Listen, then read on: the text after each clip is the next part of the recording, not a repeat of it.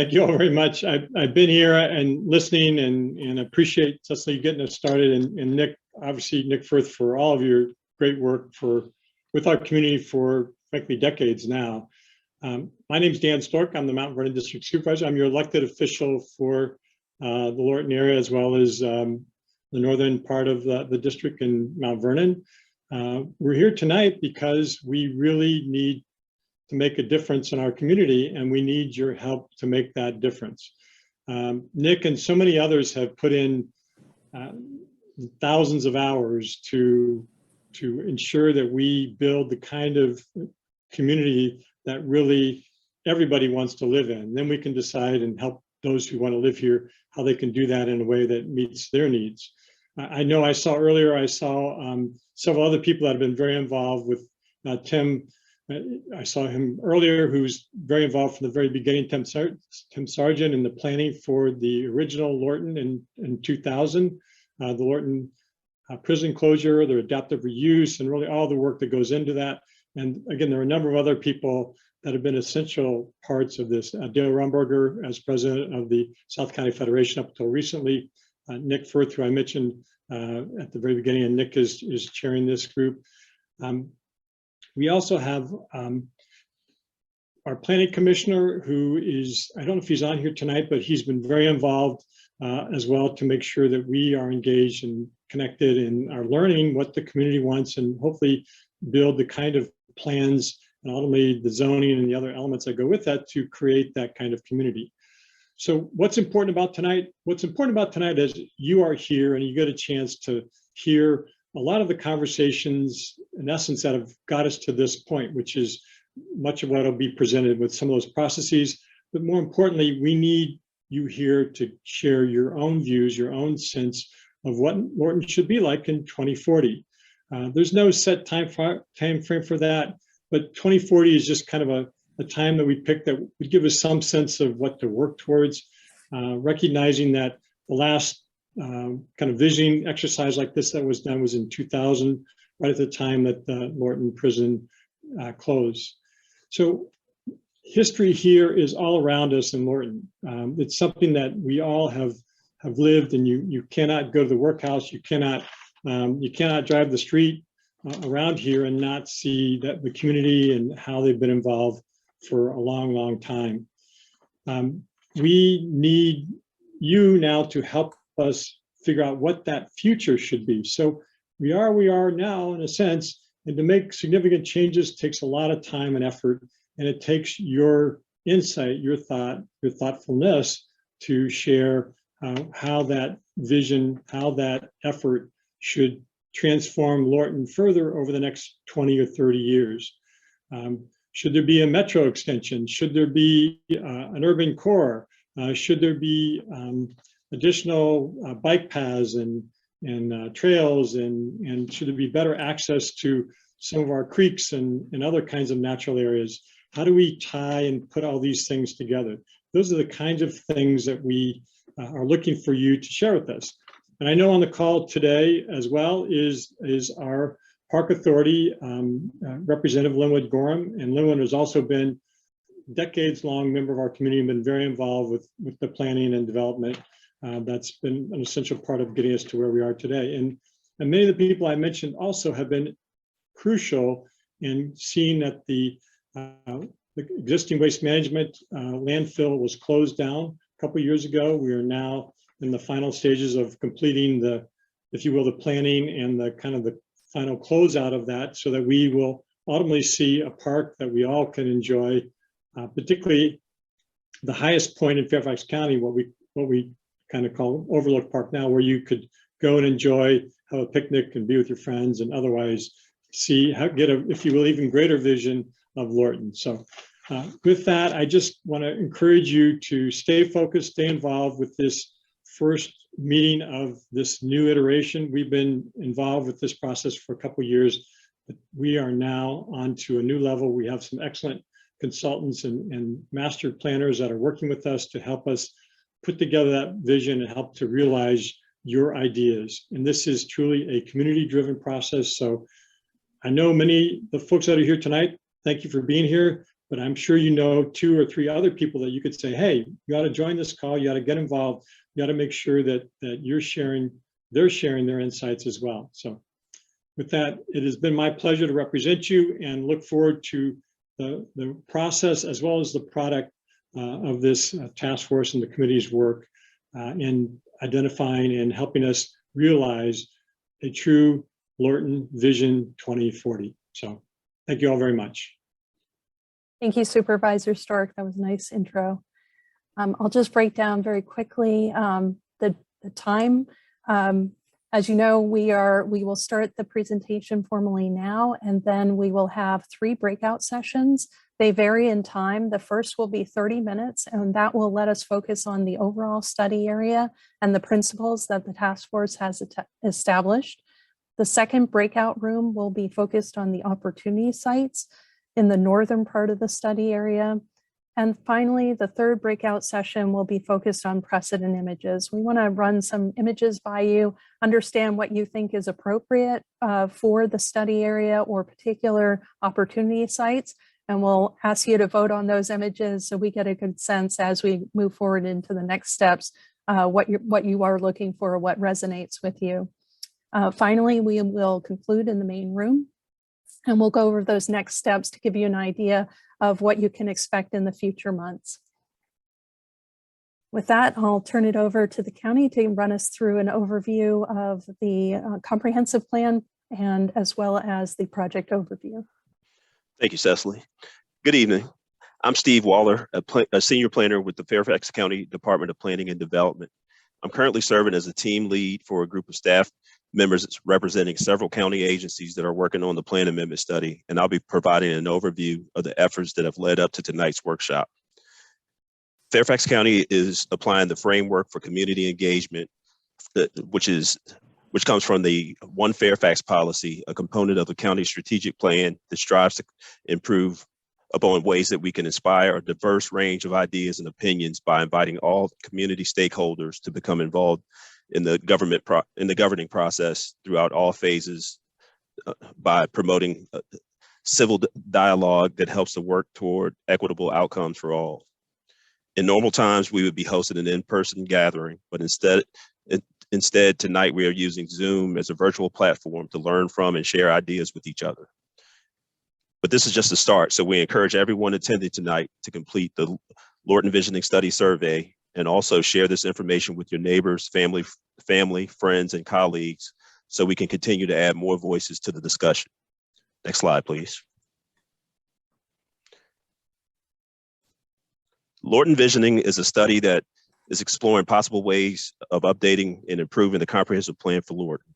The Fairfax County's comprehensive plan, or the plan for short, provides a set of goals, objectives, and recommendations that serve as the foundation for the ways that all lands throughout Fairfax County should be utilized or preserved and protected. The plan's purpose is to provide an understanding for existing land use patterns, longstanding environmental conditions, and other unique and defining characteristics in each area of the county. In the decision-making process, the Board of Supervisors uses guidance from the comprehensive plan combined with an understanding for various factors, including health and safety issues, needs for public facilities, supporting infrastructure, amenities, and services, along with other conditions and issues that could potentially benefit or impact the quality of life within the unique communities that make up Fairfax County. It's also important to note that although the plan helps to establish standards and recommendations for the ways that county land use regulations and development code should be applied, the plan itself does not set any laws, nor does it establish timelines for when recommended land uses will be developed. Next slide, please. So on the right, we can see the comprehensive plan's land use map for a portion of the Lorton area. And the purple outline on this map delineates the full extent of the Lorton Visioning Study area, which generally follows Lorton Road from just east of Silverbrook Road and west of Fort Belvoir, and from the north to include areas surrounding Lorton Station Town Center, following Interstate 95 and along the Route 1 corridor from Fort Belvoir south to the Occoquan River. Color coding on the map is used to identify the various types of land uses that are recommended in the area. For example, the large areas of light blue represent public facilities such as the landfill to the west and the Noman coal plant to the east, while green shading identifies various parks and recreation features and natural areas. Other shades of orange, red, yellow, gray, and brown are assigned to the various residential, commercial, industrial, and mixed use areas that are planned throughout Lorton. So planning sectors and districts are two of the subsection types used for planning in Fairfax County. And Lorton is planned in the Route 1 community planning sector of the Lower Potomac Planning District. Recommendations found in these subsections currently seek to create a focal point of development, such as a town center, to help provide a stronger sense of place and identity for the Lorton area. At the same time, the plan recognizes the importance of providing a well-functioning transportation network and promoting opportunities for pedestrian access to the areas that have retail shops, restaurants, and a mix of other commercial uses and services that draw from a large section of the community. Other important planning goals and objectives recommend for protecting the areas in Lorton that have significant natural and historic resources, protecting existing residential areas from expansion of uses such as large-scale commercial and industrial development, and encouraging the creation of additional parks and open space. Next slide, please. So you may be wondering, if the comprehensive plan is that good, then why do we need to update it? Because the plan serves as the foundational tool for decisions on land use and development. There's an expectation that it will need to be amended over time for various reasons, such as adapting to emerging community needs, changes in development patterns, innovations that weren't already contemplated or planned for, and to allow improvement or renewal of previously developed sites that no longer serve the purposes that were originally intended under previous versions of the plan. So current land use recommendations for much of the Lorton area were adopted by the Board of Supervisors nearly 20 years ago. And over that time, much of the land in Lorton that isn't planned to remain as low-density residential development or identified for preservation and protection has been developed.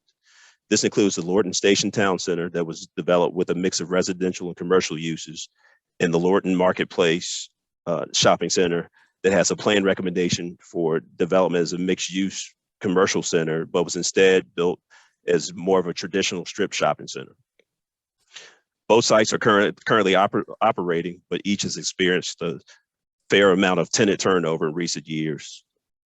So these types of factors are all indicators for the plan that the plan for Lorton may need to be updated.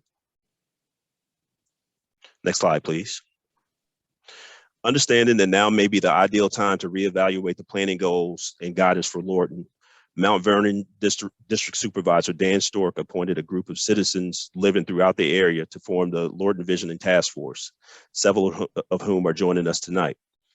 To initiate the community-wide discussion for a future vision for Lorton, in 2019, the Community Task Force, supported by Supervisor Stork's office and county staff, launched an initial online community survey and also hosted an open house to collect ideas and opinions from Lorton area residents and visitors.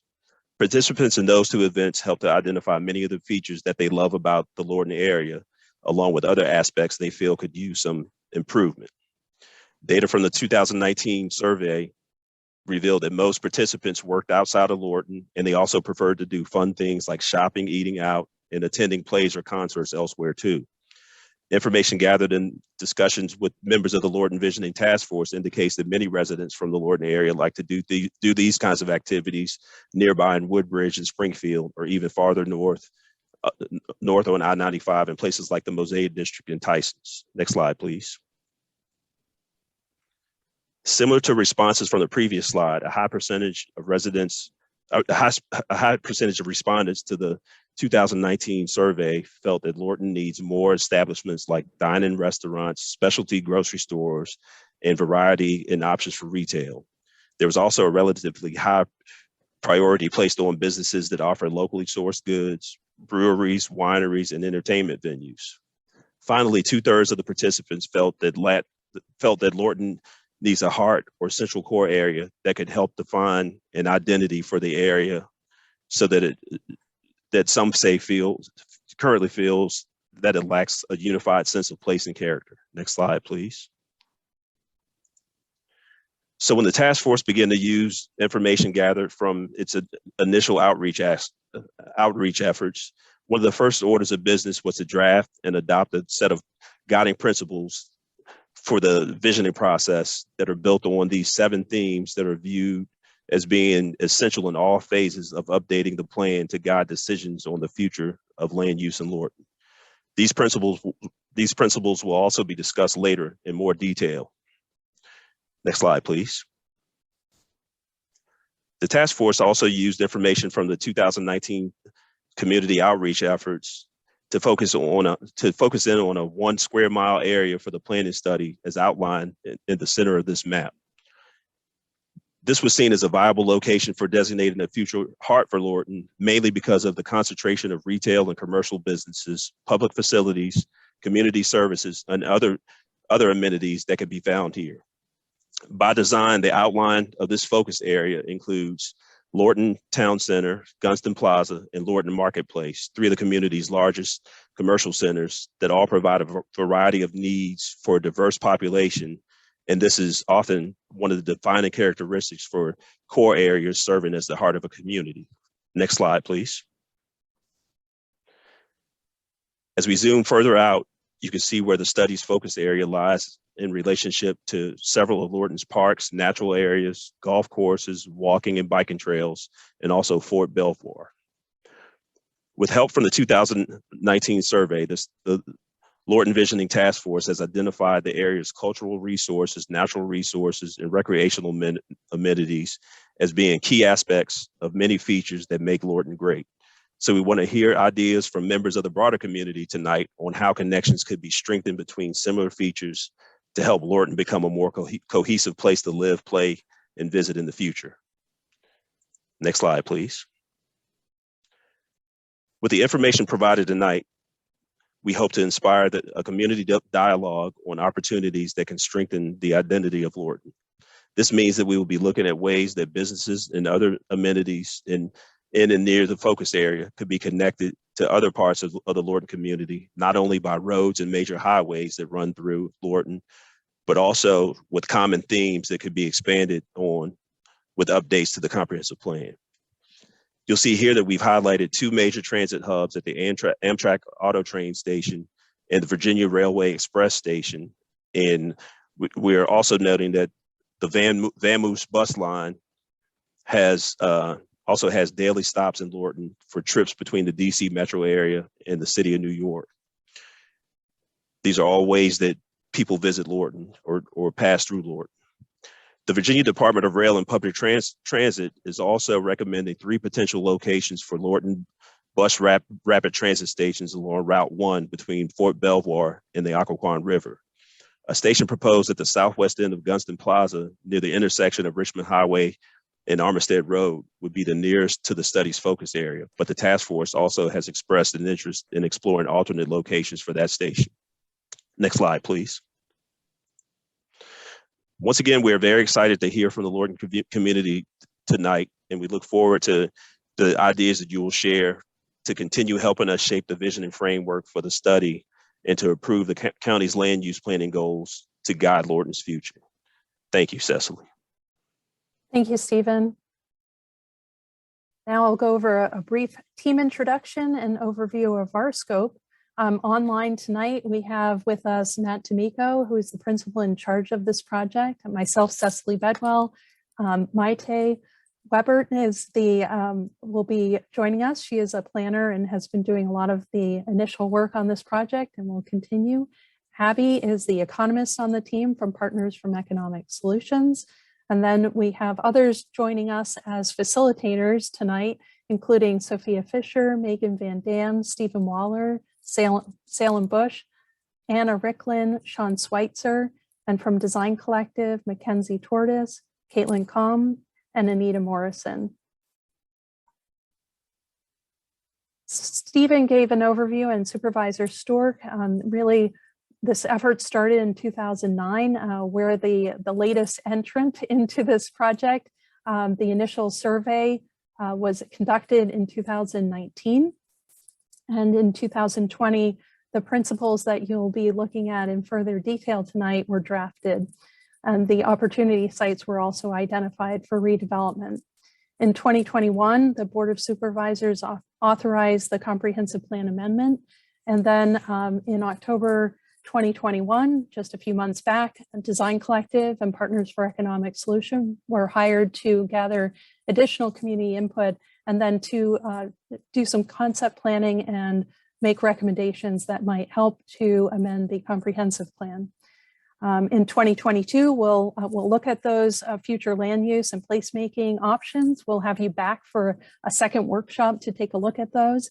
And we'll be focusing on the area to the north that Stephen just pointed out, including Lorton Station Town Center, Gunston Plaza, and Lorton Marketplace. There will be multiple opportunities for community engagement. We have conducted stakeholder interviews. Many of you on this call have participated in those, and we've conducted those over the past few weeks. The Community Survey 1 that Stephen mentioned is up and running. You can access that from the project website. Tonight, we are here for the community workshop. And for anyone that was not able to attend, we will be posting the recording of this presentation, not the full workshop, just the presentation.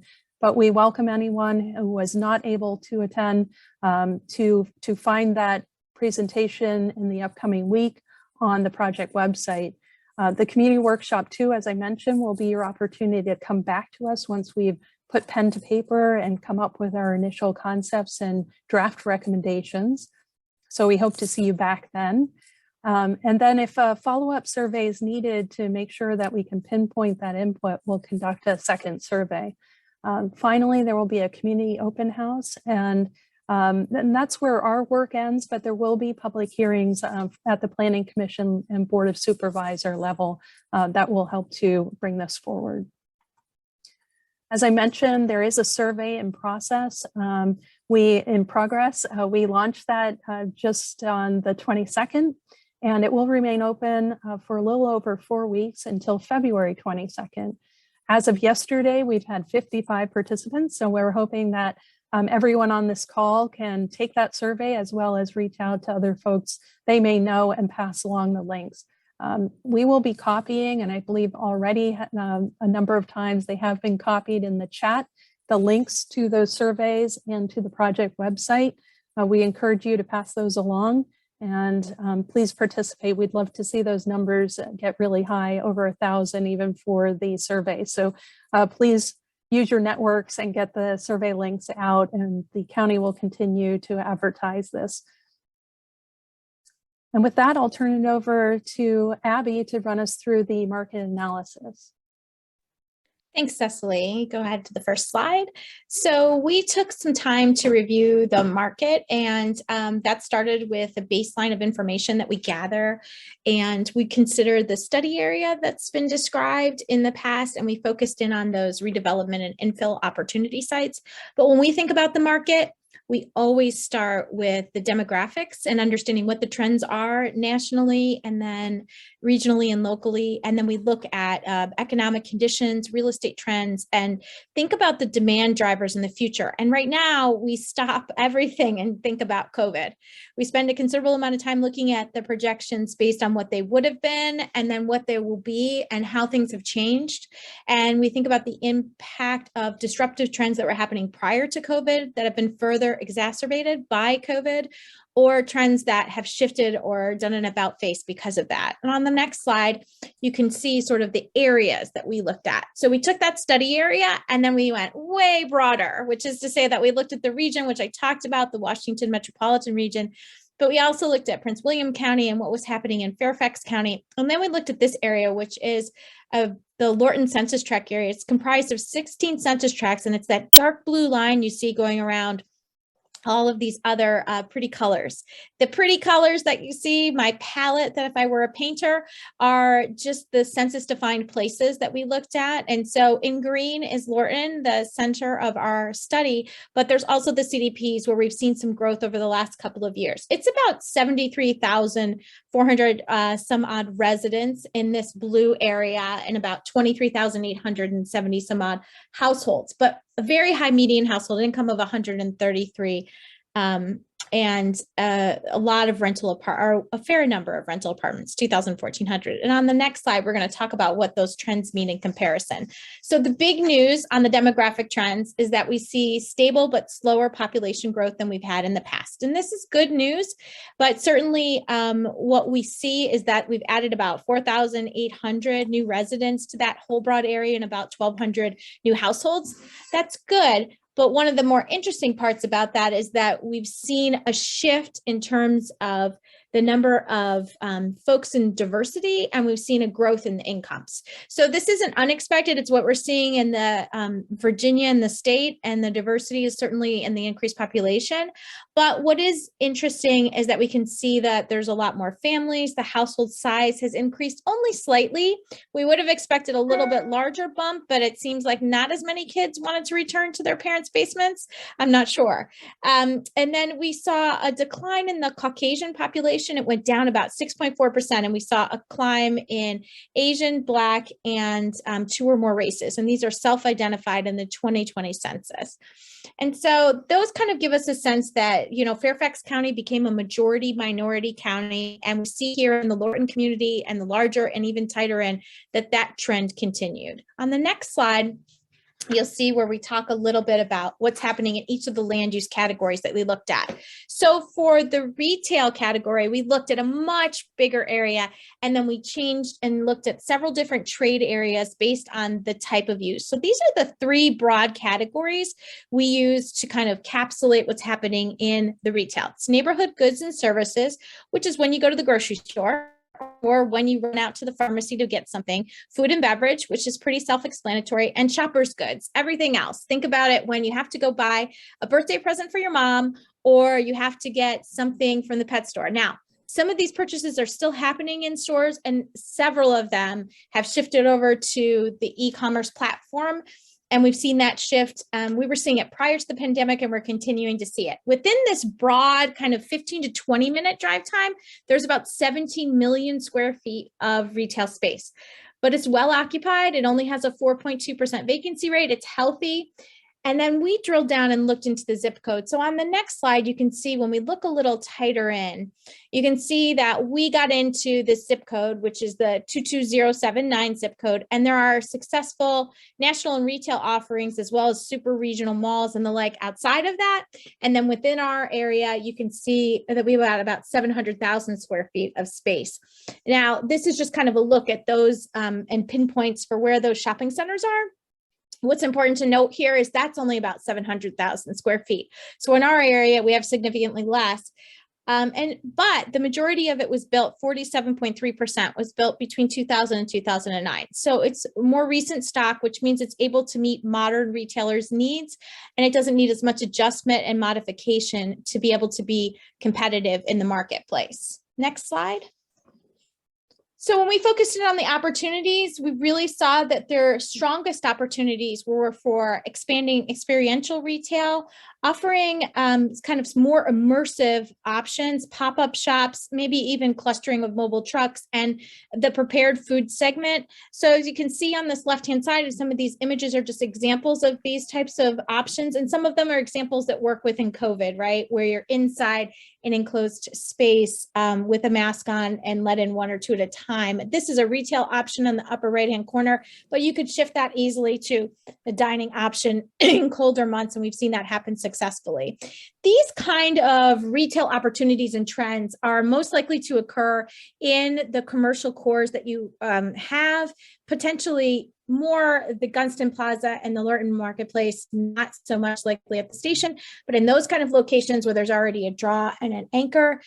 The brewery and those kind of alternatives are more likely to first go to the workhouse, and then potentially later on, once there's been a creation of place and an investment, to come to the heart that we're talking about creating here today. On the next slide, we shift over to talk about the office market. So the office market, just you take off your retail hat and you think very differently.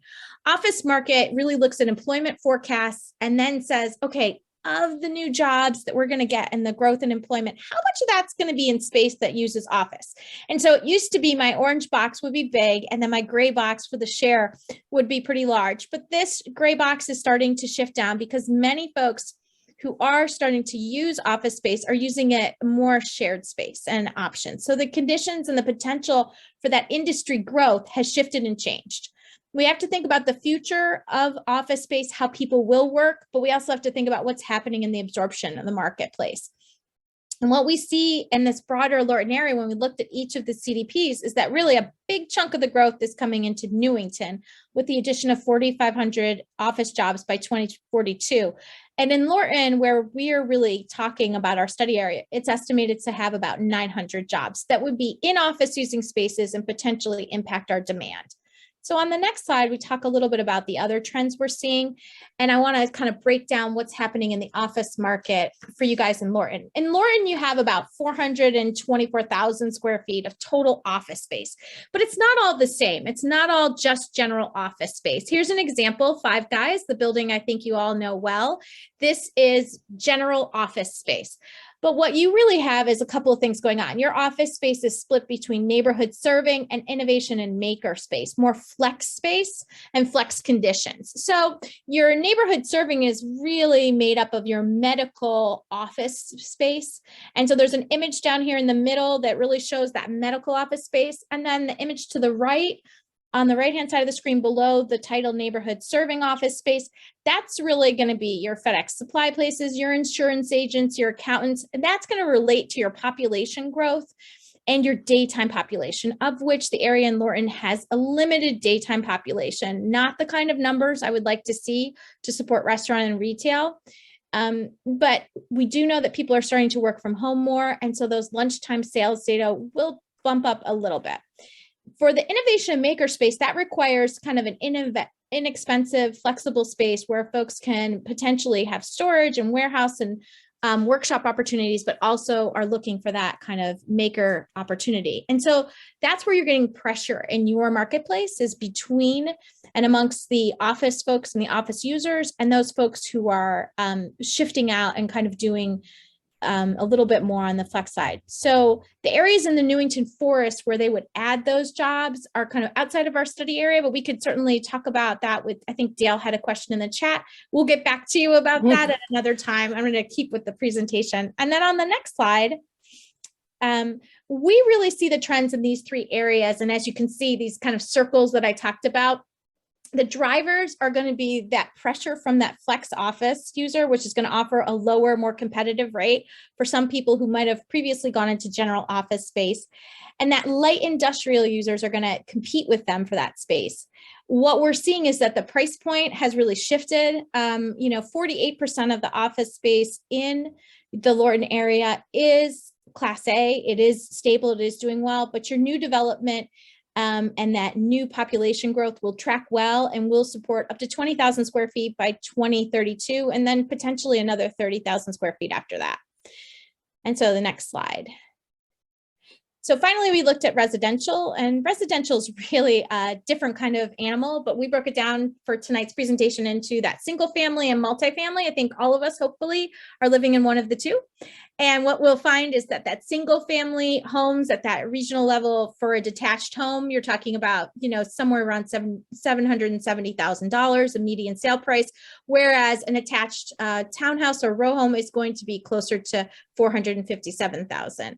And then you're going to be paying somewhere around $1,500 to $2,500 per month in rents, with an occupancy rate that's very healthy at 95.7%. That's right where you want it to be, because in a supply and demand world, you want to make sure you give time for occupants to move out and the room to be painted, the carpet to be replaced. So you see some examples down here in the bottom right, Sanger Place and Liberty Crest, which is doing very well as one of the new entrances is adaptive reuse.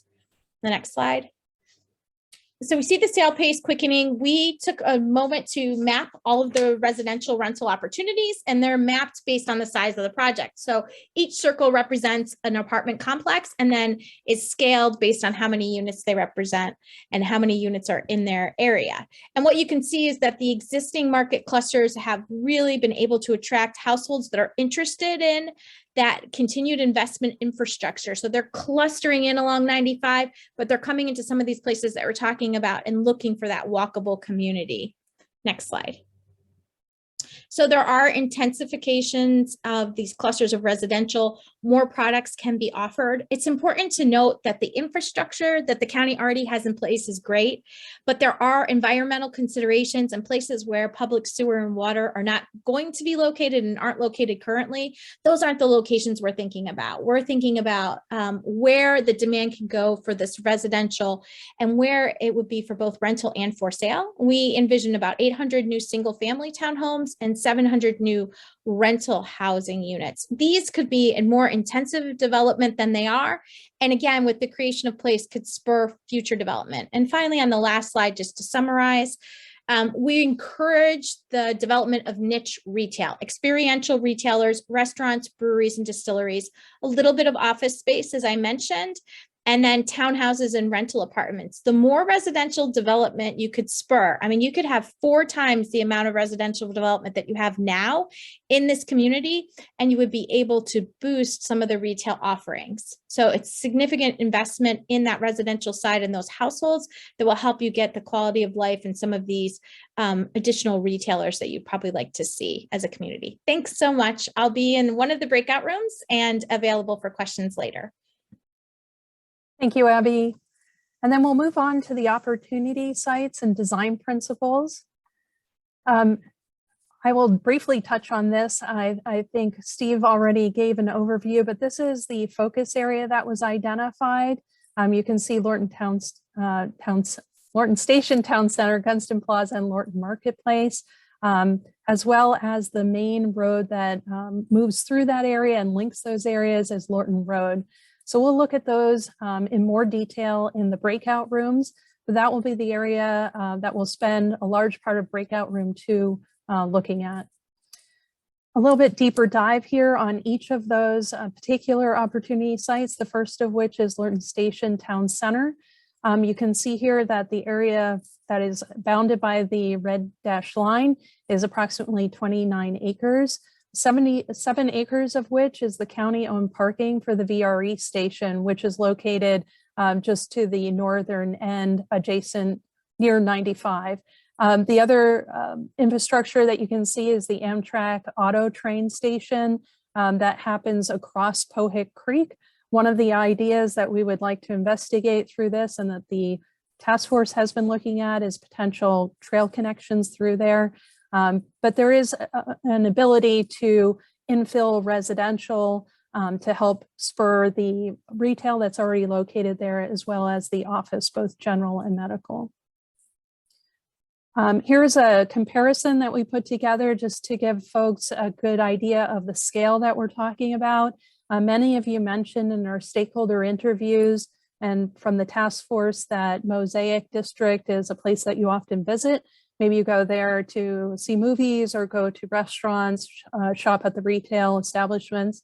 But you can see as a comparison, Lorton Station compared with the Mosaic, both plans are at the same scale.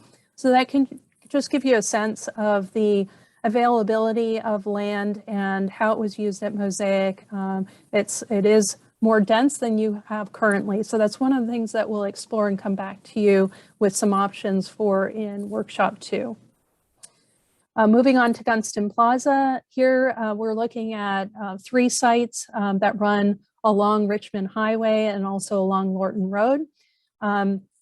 We have a variety of sizes and acreage here, the largest one of which is the main site B, which is about 17 to 18 acres. There is some opportunity here. This is what we would call low-rise development, largely retail. There are some key anchors here, including Food Lion and the gym. but we will be looking at those as well. I should point out that on the right hand of the slide, we are showing some of the bus routes that serve this area, as well as the trails that are existing.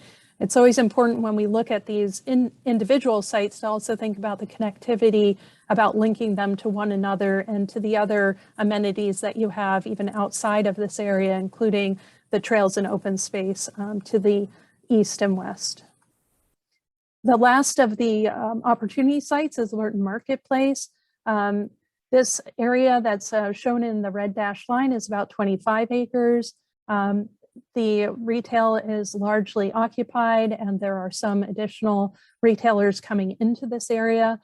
So here we'll be looking at mainly infill opportunities. And again, thinking about those connections to Lorton Road across to the Amtrak Auto train station occurring just to the north. One thing, we talked a little bit about the principles that Stephen went over that the task force has established for this area. We as planners also carry with us some planning and urban design principles that are universal to any place that we go. We think of these as good principles to invest in all areas. The first of which is incorporating a mix of uses. And I know that's something that the task force and the first survey looked at. You'll also have an opportunity to give input on that, what types of uses that you would like to see in these areas. As I mentioned, network and connection to open spaces are always important. We love to see when the open spaces can be dispersed and offer a variety of opportunities from passive to active recreation and are linked by trails and pathways. We like to see a complete network of streets. This helps, as you can see down in the lower left-hand image, a connected network of streets helps to disperse traffic. And I know that traffic is one of the issues that you're primarily dealing with. So the more connectivity that we can offer, the more options that not only vehicles have, but also pedestrians and cyclists as well. And we need to make sure that there's a variety of residential types in any one area so that we aren't only hitting one aspect of the market, and we're providing housing options for folks. We also want to make sure that there's a connected network both for that's multi-purpose for pedestrians, cyclists, transit, as well as vehicles. Just building off of that. One of the ways we do that is through complete streets. And we like to think of streets as serving not just vehicles, but all of those other choices of mobility, so that walking to a shop, walking to school, riding your bike to work are on equal footing as driving a car, and they're given the proper space within the streetscape. We like to encourage building frontage to line the streets. This makes places more walkable and interesting and more vibrant. We like to, as a corollary to that, we like to relegate parking to the rear or sides of buildings. And then we also have to think, especially in COVID times, about streets that are available, not every street, but some streets potentially in a core area might allow for flexible programming. This allows stores to spill out. It allows for activities to happen in streets when we might all be cooped up and need some space. It could be for as little as a weekend or more frequently, as some restaurants, as I'm sure you've seen, have taken over some parking spaces. But in any event, we want to multi-purpose those streets. Identifying centers and nodes along corridors, this will be important throughout the study area, as well as within those opportunity areas that we looked at. And then again, looking at ways to reduce the area dedicated to parking through shared parking and other mechanisms to reduce its impact on the built environment. So now, before we go to the breakout rooms, I wanted to offer Nick Firth an opportunity to say a few words, and then I'll go into our breakout sessions and what you might expect there. Nick, turning it over to you. Thank you. And thank you for everybody who's on this call who's taken their time to come out today. One of the stories I like to tell people is as you're coming down 95 South, you'll see a sign that says Lorton 3 miles. And then 1 mile later, you see a sign that says Lorton 1 mile. And so when I asked to feed out what the discrepancy is, why is it, 3 minus 1 is not 1? They said, well, 3 miles is actually the distance to the center of Lorton, and the exit signs are always 1 mile to the exit there. So I said, well, 3 miles to the heart or the center of Lorton, where is the center of Lorton? And that kind of became a topic of discussion within certain groups. Since the prison closure in about 2000, we had a lot of industrial uses that were here because not many residents and commercial uses wanted to be here. And when the prison closed, we've had a lot of increase in residential units, but kind of created an imbalance between the residential, industrial, and the lack of the desired commercial uses that are in the area. I know one question was asked of me earlier on was, well, what do you do in Lorton on the weekends? And the first thought that came to my mind was, well, I leave and I have to go somewhere else. And typically that takes me on 95, either north or south. And that gives me until about noon or so before that starts to get clogged up and very difficult to leave. Lorton itself is a very kind of wide area, kind of going all the way from Cross Point down to Mason Neck. But often people who live on the eastern side or the western side of 95 don't cross to go to the other side. And so not all residents have that kind of heart or center place to kind of meet and, have a place to congregate. So people who live out near Cross Point will go to the shops of Lorton Valley, and people who live on the eastern side might go to either Gunston Plaza or Lorton Market Station. But what we're trying to create, I think, is a sense of, a sense of community in Lorton, a place where everybody can kind of get together and have some walkability. Often you'll hear about these places, either Mosaic Center or Stonebridge down in Woodbridge. There's Loudon 1 and several places around the area to kind of create that sense of, this is where you live, eat, work, and play. So, thank you for everybody for participating in this. The more opinions that we get on the table, the better product we'll have in the end. This is 2040 Visioning Task Force, and things in 2040 might look an awful lot different than they are today. So I would encourage everybody to kind of keep their minds open and think about the future. I know my son, who's 11 years old, is kind of angling for an iPhone, and he asked me, well, Dad, how old were you when you got your first iPhone? I said, well, I was 37, because the iPhone didn't come out until 2007. So in 2030, 2040, this place will probably look a lot different, and some of the things of how we get around and what we do with our time is also going to be a lot different. So I would encourage everybody to keep an open mind. Please voice your opinions, no matter what they are. We need to hear from everybody, because we want this Lorton vision in the end to represent everybody who currently lives in Lorton today and in the future. Thank you.